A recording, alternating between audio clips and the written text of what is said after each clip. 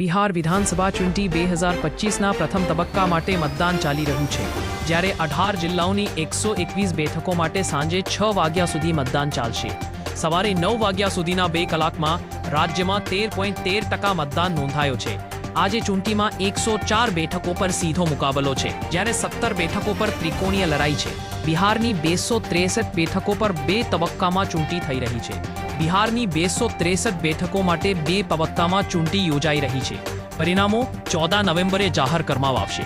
વૈશાલીના લાલગંજમાં booth number 3333 પર EVM ખરાબ થતાં લોકોએ વોટ ચોરના નારા લગાવ્યા અને બૂથ પર ભારે હોબાળો મચાયો હતો.